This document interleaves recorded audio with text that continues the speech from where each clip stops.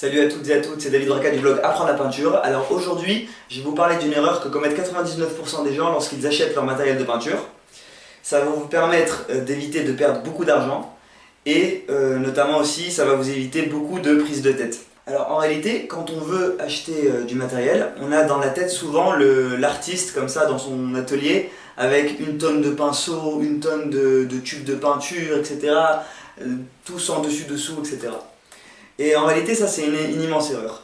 Parce que le fait d'acheter beaucoup de matériel de peinture, déjà ça va vous embrouiller. Rien que dans la pratique, en fait, vous allez avoir plein de tubes de peinture, vous devez réfléchir à chaque fois à quel tube mettre, etc. etc.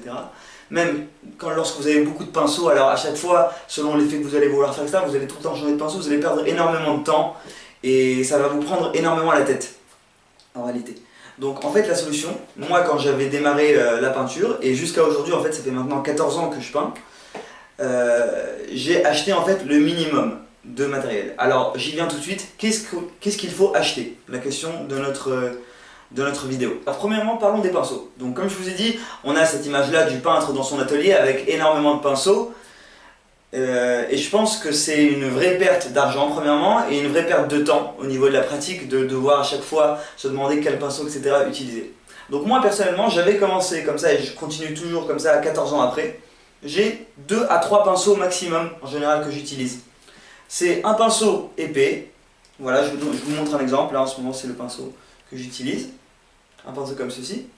Un pinceau fin, voilà pour faire les détails. Je me prends pas plus la tête. 2-3 tailles de pinceau. Au niveau de la qualité, si vous démarrez évidemment, vous n'êtes pas obligé de prendre la meilleure qualité. Vous pouvez prendre des pinceaux vraiment les moins chers que vous trouvez. Et vous verrez si vous n'arrivez pas à peindre. Moi personnellement, je sais qu'avec des pinceaux même de très basse qualité, j'arrive à peindre sans problème. Il y a des gens qui ont besoin d'un pinceau de plus cher, de meilleure qualité. Alors vous pouvez commencer avec des pinceaux de très basse qualité et voir si vous sentez que ça vous bloque. Vous pourrez passer à des pinceaux un peu plus chers. Mais simplement donc prendre 2 à 3 pinceaux maximum avec différentes tailles et normalement c'est amplement suffisant. La deuxième chose, ce sont les tubes de peinture. Là aussi pareil, on a comme je vous ai dit cette image là du peintre avec une tonne de tubes de peinture. Là aussi je pense que c'est une erreur.